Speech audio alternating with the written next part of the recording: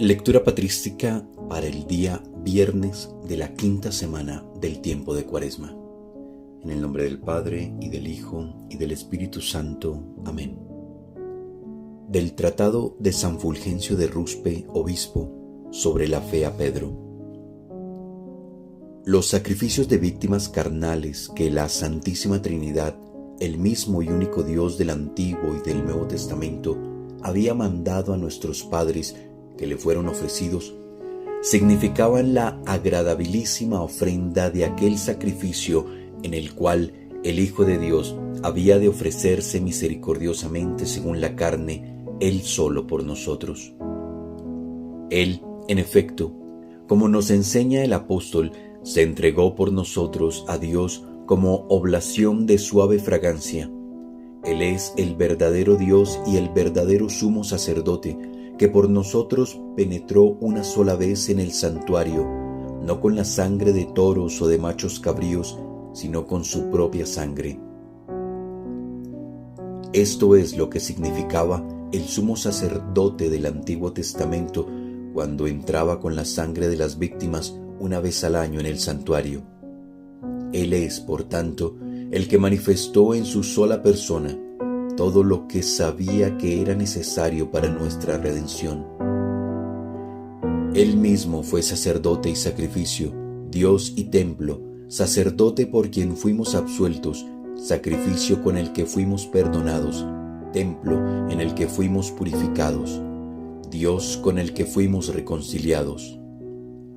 Pero Él fue sacerdote, sacrificio y templo solo en su condición de Dios unido a la naturaleza de siervo, no en su condición divina sola, porque bajo este aspecto todo es común con el Padre y el Espíritu Santo.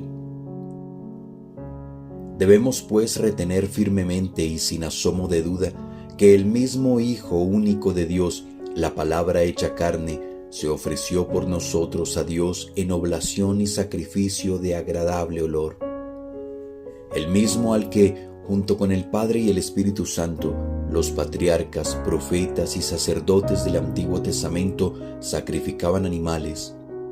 El mismo al que ahora, en el Nuevo Testamento, junto con el Padre y el Espíritu Santo, con los que es un solo Dios, la Santa Iglesia Católica no cesa de ofrecerle en la fe y la caridad por todo el orbe de la tierra el sacrificio de pan y vino. Aquellas víctimas carnales significaban la carne de Cristo que Él, libre de pecado, había de ofrecer por nuestros pecados y la sangre que para el perdón de ellos había de derramar.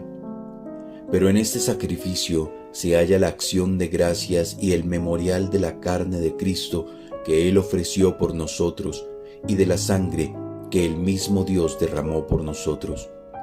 Acerca de lo cual dice San Pablo en los Hechos de los Apóstoles: «Tened cuidado de vosotros y del rebaño que el Espíritu Santo os ha encargado guardar como pastores de la Iglesia de Dios que Él adquirió con la sangre de su Hijo». Por tanto, los antiguos sacrificios eran figura y signo de lo que se nos daría en el futuro, pero en este sacrificio se nos muestra de modo evidente lo que ya nos ha sido dado. Los sacrificios antiguos anunciaban por anticipado que el Hijo de Dios sería muerto en favor de los impíos, pero en este sacrificio se anuncia ya realizada esta muerte, como lo atestigua el apóstol al decir: «Cuando estábamos nosotros todavía sumidos en la impotencia del pecado, murió Cristo por los pecadores en el tiempo prefijado por el Padre». Y añade: «Siendo enemigos, hemos sido reconciliados con Dios por la muerte de su Hijo». Responsorio.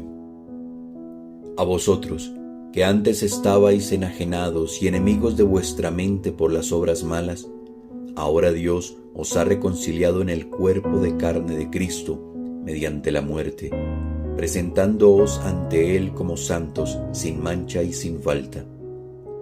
Dios ha propuesto a Cristo como instrumento de propiciación por su propia sangre y mediante la fe, presentándoos ante Él como santos, sin mancha y sin falta. Oración. Perdona, Señor, las culpas que hemos cometido a causa de nuestra debilidad, y por tu misericordia, líbranos de la esclavitud en que nos tienen cautivos nuestros pecados. Por nuestro Señor Jesucristo, tu Hijo, que vive y reina contigo en la unidad del Espíritu Santo y es Dios, por los siglos de los siglos. Amén. Bendigamos al Señor, demos gracias a Dios.